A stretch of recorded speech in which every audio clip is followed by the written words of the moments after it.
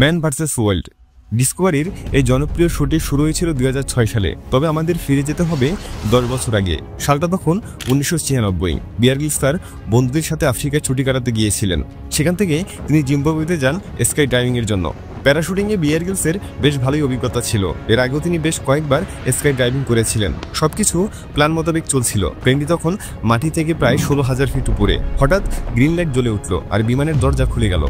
একজন বলে উঠলেন, যাও যাও যাও। সাথে সাথে সবাই বিমান থেকে লাফাতে শুরু করলো। বিয়ার গ্রিলসও সবার সাথে লাফ দিলেন। প্রায় 200 কিলোমিটার প্রতি ঘন্টায় স্পিডে তিনি নিচে পড়তে থাকেন। মাটি থেকে উচ্চতা 15,000 ফিট, তারপর 10,000 ফিট, 5,000 ফিট। কয়েক সেকেন্ডের মধ্যেই বিয়ার গ্রিলস মাটি থেকে 3,500 ফিট উপরে এসে পৌঁছায়। এবার সময় এসেছে প্যারাশুট খোলার। সাথে সাথেই তিনি তার প্যারাশুটটি খুলে দিলেন, কিন্তু প্যারাশুট খোলার পরেও কিছুতেই তার নিচে পড়া স্পিড কমছিল না। বিয়ার গ্রিলস একটু অবাক হলেন, ভাবলেন প্যারাশুট খোলার পরেও কীভাবে এত বেশি স্পিড থাকতে পারে। তাই তিনি উপরের দিকে তাকালেন। এরপর যা দেখেন তা দেখার পর বিয়ার পুরো প্যানিক হয়ে গিয়েছিলেন। তিনি দেখতে পান তার প্যারাশুটটি ঠিকমতো খোলা হয়নি। প্যারাশুটের রশিগুলো একটির সাথে অন্যটি প্যাঁচ খেয়ে আছে, যার ফলে প্যারাশুটটি তার গতি কমাতে পারছে না। এমন সিচুয়েশনে তিনি প্যারাশুটের রশিগুলো ধরে নাড়াচাড়া করতে শুরু করেন। বারবার চেষ্টা করতে থাকেন প্যাঁচ খেয়ে থাকা রশিগুলোকে স্বাভাবিক অবস্থায় ফিরিয়ে আনতে, কিন্তু তিনি ব্যর্থ হন। ফলাফল কিছুক্ষণের মধ্যেই তিনি মাটিতে আছড়ে পড়েন। এরপর চোখে মুখে অন্ধকার দেখতে শুরু করেন। মাটিতে পড়ে তিনি ব্যথায় কাতরাচ্ছেন। ব্যথার তীব্রতা এতটাই বেশি ছিল যে তার মনে ছিল কেউ তার মেরুদণ্ডের ভিতরে পাথর ঢুকিয়ে দিয়েছে। বিয়ার অপেক্ষা করতে থাকেন কখন তার বন্ধুবান্ধব তাকে এখান থেকে উদ্ধার করবে। এভাবে কেটে যায় বেশ কয়েক ঘন্টা। প্রায় 4 থেকে 4.5 ঘন্টা পর তার বন্ধুরা তাকে খুঁজে পায়। এরপর একটি গাড়িতে করে পাশের একটি হাসপাতালে নিয়ে যায়। বিয়ার গ্রিলস বলেছিলেন তখন তার এতটাই ব্যথা অনুভব হচ্ছিল যে তার মনেতে থাকে এমন ব্যথা সহ্য করার চেয়ে মৃত্যু ভালো, কিন্তু ওই সিচুয়েশনে তার মৃত্যু আসছিল না। হসপিটালে নেওয়ার পর ব্যথার কারণে তিনি বারবার জ্ঞান হারাচ্ছিলেন। অবশেষে ডাক্তার তাকে ইঞ্জেকশন দেন। এর ফলে ব্যথা কিছুটা কমতে শুরু করে। বিয়ার ভাবতে শুরু করলেন হয়তো তিনি ধীরে ধীরে সুস্থ হয়ে উঠছেন। পরদিন তিনি ডাক্তারকে জিজ্ঞেস করেন, আমি আবার কবে সুস্থ হয়ে উঠব? আমার সুস্থ হতে আর কতদিন সময় লাগবে? উত্তরে ডাক্তার তাকে একটি এক্সরে রিপোর্ট দেখান। রিপোর্টটি সামনে নিয়ে ডাক্তার তাকে বলেন তার পিঠের মেরুদণ্ডের প্রধান 3টি হাড় T8, T10 ও T12 ভেঙে গিয়েছে। মেরুদণ্ডের এই 3টি হাড় অনেক বেশি মজবুত হওয়া সত্ত্বেও বিয়ার গ্রিলসের এই 3টি হাড় ভেঙে একদম চূর্ণ বিচূর্ণ হয়ে গিয়েছে। ডক্টর আরও বলেন তুমি আর কোনোদিন হাঁটাচলা করতে পারবে না। এই কথা শুনে বিয়ারের মাথায় যেন আকাশ ভেঙে পড়ল, কারণ পাহাড়ে চড়া মানুষটি আর কোনোদিন নিজের পায়ে দাঁড়াতে পারবে না, এমনকি একা একা ওয়াশরুম পর্যন্ত যেতে পারবে না। বিয়ার গ্রিলস বলেন আমার পিঠের হাড়গুলো ভাঙার সময়ও আমার এতটা কষ্ট হয়নি যতটা কষ্ট হয়েছে হসপিটালে থেকে সেই হাড়গুলো জোড়া লাগাতে গিয়ে। সারাদিন হসপিটালে শুয়ে শুয়ে তিনি ভাবতেন তার বেঁচে থাকার উদ্দেশ্যটাই ছিল পৃথিবী ঘুরে বেড়ানো, অথচ ভাগ্যের কি নির্মম পরিহাস। তিনি আর কখনোই নিজের পায়ে দাঁড়াতে পারবেন না। এমন জীবন রেখে আর লাভ কি?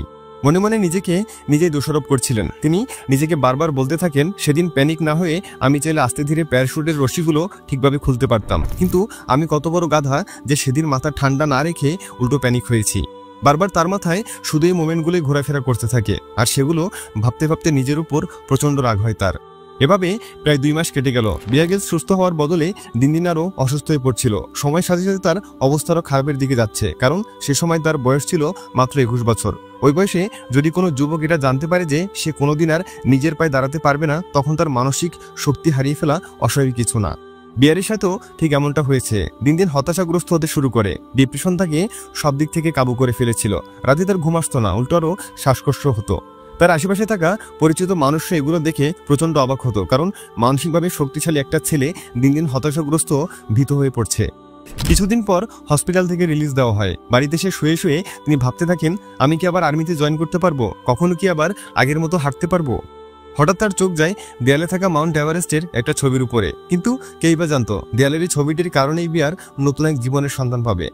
ছোটবেলা থেকেই বিয়ার গ্রিলস তার বাবার স্বপ্ন ছিল মাউন্ট এভারেস্টে চড়া, কিন্তু সেই সময়টাতে তিনি তো ঠিকমতো নিজের পায়ে দাঁড়াতেই পারছিলেন না। তবে হঠাৎ করে তিনি এমন কিছু করে বসেন যা তিনি নিজেও কখনো এক্সপেক্ট করেননি। পিঠে মেটাল বেস থাকার পরেও তিনি নিজের বিছানা থেকে উঠে পড়েন। কোনো মতে গড়িয়ে গড়িয়ে সেই ছবিটা পর্যন্ত পৌঁছায়। দেয়াল থেকে সেটিকে হাতে নেয় আর মনে মনে বলেন যাই হোক না কেন আমি শুধু নিজের পায়ে দাঁড়াবোই না, সাথে মাউন্ট এভারেস্টে চড়েও দেখাবো। সেই সময় বিয়ার গ্রিলস যা পরিকল্পনা করেছিলেন সাধারণ দৃষ্টিতে তা ছিল প্রায় একেবারে অসম্ভব। ব্রিটিশ আর্মিরা মাউন্ট এভারেস্টে অনেকগুলো মিশন করেন, তার মধ্যে একটি ছাড়া বাকি সবগুলোই ব্যর্থ হয়। এমনকি এত বড় একটা ইনজুরির পর তাকে বলা হয় তিনি আর কখন উপর থেকে লাফ দিতে পারবেন না, আর আর্মি থেকেও তাকে কোনো মিশনে নিতে রাজি হননি। তাই তিনি আর্মি থেকে রিজাইন নিয়ে নেন। রিজাইন নেওয়ার পর বিয়ার পরিকল্পনা করেন আর্মির পরিচয় নয়, বরং নিজের পরিচয় তিনি সেই মিশন কমপ্লিট করবেন। কিন্তু এত বড় একটা মিশনের জন্য তো তার অনেকগুলো টাকার প্রয়োজন। অন্যদিকে তখন তার কাছে এতগুলো টাকা ছিল না, তাই তিনি বিভিন্ন কোম্পানি ও মানুষের কাছে স্পন্সরশিপের জন্য আবেদন করতে শুরু করেন, কিন্তু কেউই তাকে স্পন্সর করতে রাজি হননি। কিন্তু হঠাৎ একদিন সাইকেল চালাতে চালাতে তিনি একটি কোম্পানির অফিসের সামনে এসে পৌঁছান। কোনো চিন্তাভাবনা ছাড়াই তিনি কোম্পানির ভিতরে প্রবেশ করেন। রিসেপশনে গিয়ে সরাসরি বলেন, আমাকে শুধু 2 মিনিটের জন্য আপনাদের সিইও এর সাথে দেখা করতে দিন।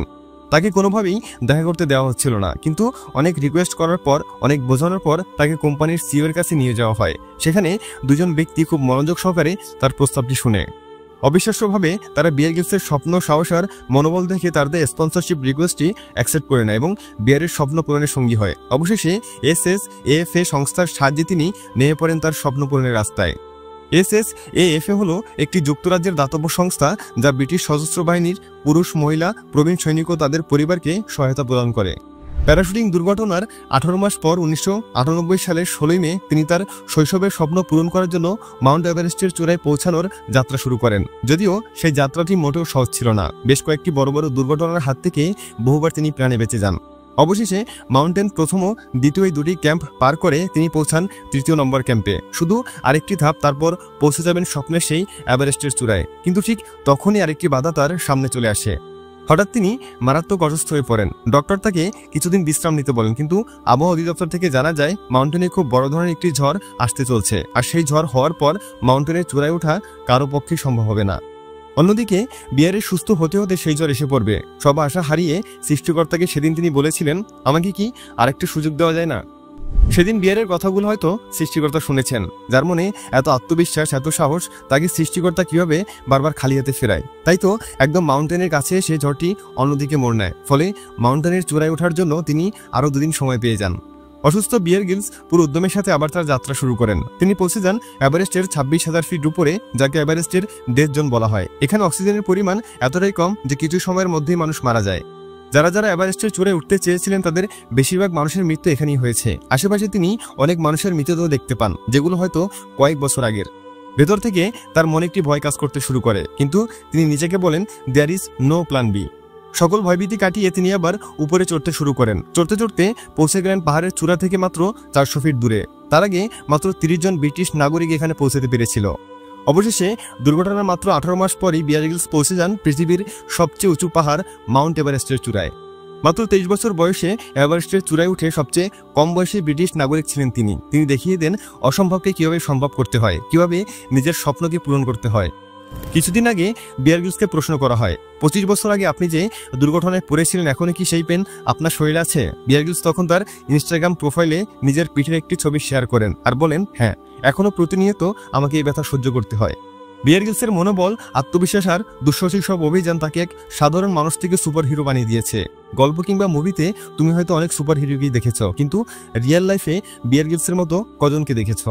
বিয়ার গিলসের জায়গায় যদি অন্য কেউ থাকতো তাহলে হয়তো বাকিটা জীবন হুইলচেয়ারে বসে কাটিয়ে দিত। কিন্তু বিয়ার গিলসের মনোবল হসপিটালের অভিজ্ঞ সব ডাক্তারদের মেডিকেল রিসার্চকে ভুল প্রমাণ করেছে। সৃষ্টিকর্তা যেহেতু তাকে একটা সুযোগ দিয়েছে, তখন সেটাকে কাজে লাগিয়ে তিনি পুরো পৃথিবীর মানুষকে তাক লাগিয়ে দিয়েছে। এখন তোমার মনে হতে পারে যে বিয়ার গিলস ছোটবেলা থেকেই এমন সাহসী ছিলেন, কিন্তু আমি তোমাকে জানিয়ে রাখি, তোমার এই ধারণা একদম ভুল। কারণ দুঃসাহসিক সব অভিযান করে বিয়ার গিলসের ছিল একটি বিরল রোগ, যে রোগের কারণে মানুষ উচ্চতাকে ভয় পায়। হ্যাঁ, ঠিকই শুনেছ, উচ্চতাকে ভয় পাওয়া এক বিরল রোগে আক্রান্ত ছিলেন তিনি। একবার তাকে প্রশ্ন করা হয়েছিল, বিয়ার তোমার এই সাফল্যের রহস্য কি? বিয়ার সেদিন উত্তর দিয়েছিল, আমার সাফল্যের রহস্য হলো কিপ গোয়িং, অর্থাৎ এগিয়ে যাওয়া। আমি নিজের কাছে ওয়াদা করেছিলাম আমি আমার পুরোটা জীবন সব ধরনের ভয়ভীতি ছাড়া বেঁচে থাকবো।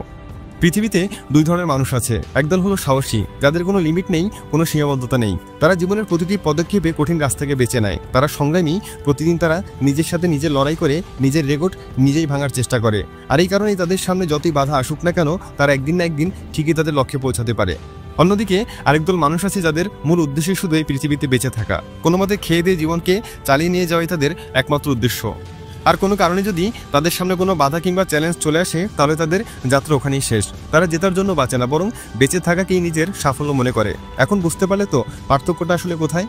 বিয়ার গিলস বলেন, সাহসী হওয়ার মানে এটা না যে তোমার ভেতরে কোনো ভয় থাকতে পারবে না, বরং সাহসিকতার মানে হলো তোমার ভেতরে থাকা ওই ভয়টাকে কাটিয়ে ওঠা। মনে রাখবে জীবন একটাই, কিন্তু সৃষ্টিকর্তা তোমাকে অনেকগুলো সুযোগ দেয়। তাই নিজেকে দুর্বল না ভেবে হাত গুটিয়ে বসে না থেকে সৃষ্টিকর্তা দেওয়ার সুযোগগুলো কাজে লাগাতে শুরু করো। আজকের মতো এখানেই বিদায় নিচ্ছি। ভালো লাগলে ভিডিওতে একটা লাইক করতে পারো। দেখা হচ্ছে পরবর্তী ভিডিওতে। ততক্ষণ পর্যন্ত সাবস্ক্রাইব করে নগর বায়োস্কোপের সাথেই থাকো। Thanks for watching.